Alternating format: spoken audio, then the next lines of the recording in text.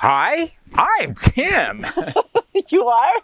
I'm Rinda. We're Heartiness Approach. Today we are going to tell you how to purchase lettuce. Choose Lettuce to purchase. There you go. I like that. Or choose lettuce to grow, even better, and how to store it. Okay, let's go. So this is super exciting. First of all, I'm going to tell you that I get this information from this amazing book right here. We'll put the link below. And if you want to go buy it, click on that link so that you can buy it through our Amazon so that we get a couple. It helps us. It helps us, okay? Hurt you. Keeps food on our table. No, it doesn't even do that, right? Maybe buys a seed or two. Anyway, it's an amazing book on eating wild. And I got it from my textbook, as one of my textbooks for my class. And I'm offering it to you to learn about. And if you don't want to learn about it, you don't have to, because we're going to take and talk about it a lot. A lot. Yeah. So the first thing I'm going to talk to you about is the phytonutrients in the greens. That Phytonutrients. You know, fight. No, it's spelled different than that. It is. P-H-Y. Toe. Nutrients. Yeah. Phyto is, in Greek language, is plant. So it's talking about the plant nutrients. So when plants... But there is some phyto to it too, right? I mean... What do you mean phyto? What they give off to chase away stuff. I'm going to talk about. Oh, okay. I'm stealing your thunder. Don't steal. Okay, so plants, when bugs attack them, and weather and people and everything like that, then they have to put out Repellent. Yes. Natural repellent. Natural. And that makes them super strong. So let me give you an idea. I'm going to tell you about this idea in a minute, because I want to save this. Stay tuned.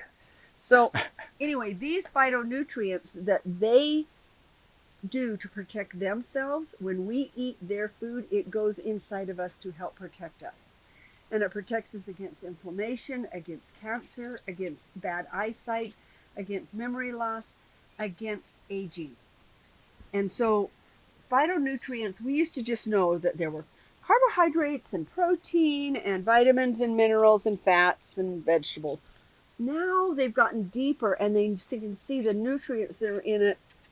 Phytonutrients, which are phenols. Thank you. Wow, he's so smart. I've been listening. I'm rubbing off. She practices on me. Anyway, there's so many different kinds. Plants have identified how many?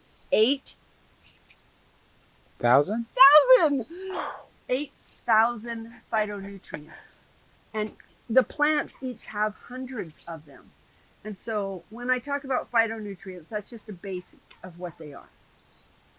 So our greens, when we're going to go get our greens, first of all, we're trying to buy local, but most of them, even in the winter, they're coming from Who knows China where. or this place or that place. And so there's some particular things that you need to look for when you are buying. So there are two keys to look for. Two keys. Two keys. Number one is your color. The darker, this is a reddish brown. Reds, brown, reddish brown, Purples. And purples. Thank you. Yep. So glad I practiced on you. Yep. You're my memory. Yeah, there you go. They are your strongest phytonutrients. So the darker, the more nutrients. And that goes for every kind of vegetable and fruit. The blue in the blueberries, the red in the strawberries. Okay.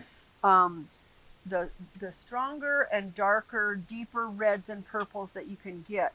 So, your purple cabbage, your purple carrots, your red carrots, they're more nutritious than your orange ones. Okay, good to know.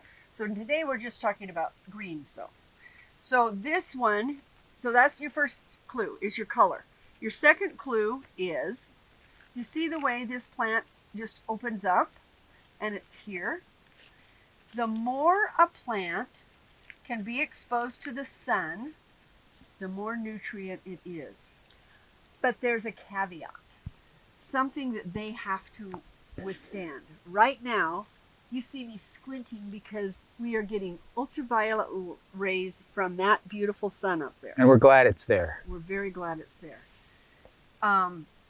The leaves like the sun, so they open up to it, but they don't like the sun of what it does to them because ultraviolet does the same to them as it does to us. So they don't want to get sunburned. They don't want to get sunburned, so they put massive amounts of phytonutrients out in order to protect themselves from the UV rays. So when you eat this full of the phytonutrients that it has put out there, we are getting additional protection from the UV rays and inflammation and from cancer. So it passes the protection onto us. Their protection comes to us. Thank you, lettuce. Now, I don't have iceberg lettuce here because we don't use iceberg lettuce, but I want you to picture an iceberg lettuce. Just a nice ball of it. It looks beautiful. Yeah. Yeah. The more your lettuce of any kind is into a ball, the less nutritious it is. It's not getting all the sun, and it's not as green and bright. If I take this iceberg lettuce and I open it up, the inside of it has only 1% of the phytonutrients that's on the outside of it. That's not much. Not much, because this doesn't have much. So it doesn't have much anyway, and it's 1% of very little. Right. Okay. So this has a whole lot more. I have one more caveat that I'm going to share at the end, but he is going to now tell us how to store it. This is important. I mean, you've gone to the store or you've grown it in your garden and you've picked the right stuff. And what you're going to do is you're going to come home, you're going to buy it in a bag a lot of times, right? You buy it in a bag and it's in a nice sealed bag. You put it in the refrigerator and let it sit there for a week. Bad choice for several reasons. Being in the bag, it's not going to be able to breathe right. It's going to wilt. It's going to wilt. The phytonutrients are going to decrease because it's going to run out of oxygen real fast, and then it's going to have to start using its own chemicals in order to do what it does, because it's still alive even though it's picked, and it's going to use up the phytonutrients. So you say, well, I'm not going to keep it in the bag that I bought it in. I'm going to put it in a container. And are we going to wash it first? Well, we haven't got that far yet. Okay. So you're going to put it in a container that's got oxygen in it, and it's going to use that oxygen and do what it does, and kind of, it's going to destroy its own nutrients as it goes forward with that. So you don't want to do that. Better way to store them, we're going to get to that. But when you get them home, the first thing you want to do is rinse them thoroughly. Yeah. Pretend. Show them. Yeah, we're not hooked up to water right here. Pretend. Okay, rinse them thoroughly, and then you're going to put them into the coldest water that you have and let them sit there. So what you've done is you've gotten all the excess whatever's off of them that you don't want on there, but by putting them in the cold water, it's going to cool them down, which actually slows down their processes, so their aging process is going to get slower. Very important to do. But then you're going to want to dry, and by being in the water, they're going to soak up some water into the inside of them. And then you're going to want to take them out and put them through a salad spinner or dry them off somehow. Salad spinner. Because you don't want water on the outside. Water on the outside encourages them to diminish faster. So you're going to do that. And then what you're going to do is you got two choices. You can just stick them in this bag, okay? Or you can break them up. There's an advantage and disadvantage to breaking them up. If you break them up, they're still alive and they're going to say, something's eating me. Let me put the phytonutrients out there. Let me increase them. So what I'm doing right now is I just made these go crazy. They said, I'm being attacked. I've got to put out the phytonutrients to repel all of these insects that are eating me. So the phytonutrients have increased dramatically, okay? The downside of that is... You need to eat this within a day or two. Yeah, if you don't, then you might as well have not even bothered with it, okay? Fresh produce, and we're just going to pretend like we've broken this all up. We're going to poke it all in here. Break it up if you're not going to use it right away. Right, but still, more than a few days of sitting anywhere, it's going to be a problem. Now, we don't want to mash it so much, just a little bit. We want to get as much air out as we can without mashing this lettuce down. So we got the lettuce mashed down fairly well. We don't have the lettuce mashed down, we have the air pushed out fairly well.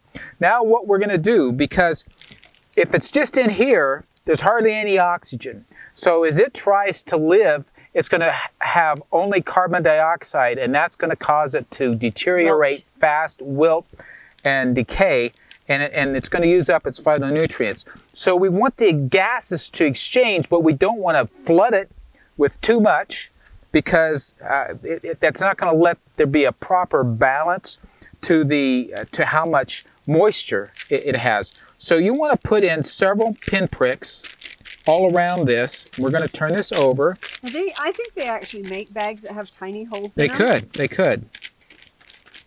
So now, here's a bag that's going to breathe, not excessive amounts, but it's going to let the gases exchange so that the carbon dioxide is able to come out. It's going to pull more oxygen in, and it's going to be able to last better longer. More than 2 days, not a good choice. So the folks who are able to go to the market every day and buy their produce fresh, way to go.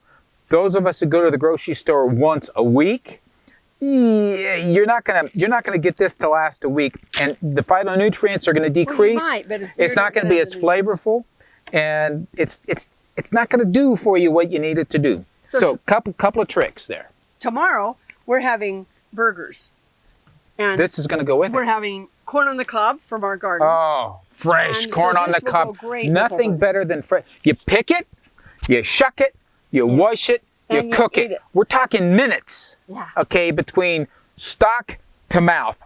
Awesome way to eat corn. Last caveat. Oh, we promised, and you stuck around. Thank you. We're proud of you. This book is called Eating on the Wild Side, and so they talk about the dandelions and everything. Today I'm going to talk about just the eating lamb's quarter. Remember when we were in Burrell and we had a friend who did greens, and she would do cut and come again, and she would put them all into containers, and at the farmer's market she would hand people a bag, and they would get $3.50 per pound. And they'd put whatever they wanted in there. They just fill up their bag with the mix. Okay, yep. Okay. One day I said, "What kind is that?" And she said, "That's lamb's quarter. It's really a weed, but I just put it in there." And I thought, well, that's not very good that you don't tell the people that they're eating a weed. But lamb's quarter is extremely high in antioxidants. And it is one of those that has protein in it. Guess what it is? The seeds of lamb's quarter. Quinoa. Really? I have seeds that can plant quinoa that go up really high. So I was a little bit like, well, so does it grow lamb's quarter and then grows up into that? Because the seeds of it, they say, typically, are lamb's quarter. Yeah. When those kinds of plants produce seeds, they make this thing go really high, so they get away from anything that's shading it, produce their seeds with the sun helping out, and then they can fall and scatter, and more lamb's quarter happens. Awesome, I love it. Last caveat. If you eat bitter greens like arugula, dandelion. Well, arugula we're going to talk about. Arugula is, to get this, part of the cabbage family. I didn't know that. Super high in phytonutrients, super high cancer fighting. The bitter is better. Bitter is better? Yeah. I have always liked bitter. But so you just take a little bit of the bitter ones and put them in with the not bitter ones. If you mix avocado and a good fat in with it, it takes the bitter out, but you're still getting all the super nutrients from the bitter. So, okay. Did you learn something today? I did. I did. This was so fun. This book is chock full, and so we'll choose another topic next time. If you wrote us a question and I haven't answered it yet, it's because some of the questions were things I absolutely know nothing about, and I haven't had time to study them. So we might get to your question. We will get to your question one way or the other. Yes. Whether it's in a Q&A or we do a video specifically about that incorporates a few of the questions. That's kind of a good way to do it. So we hope you share this with all of your friends who want to know about how to buy and store greens. Get the most nutritious greens and store them in a way that they retain that nutrition for as long as they possibly can. Not forever, but long enough. Fresh has got to be eaten soon, Fresh. right? Fresh is fresh. Okay. So, like, subscribe, share. Hey, thanks for watching. Bye-bye.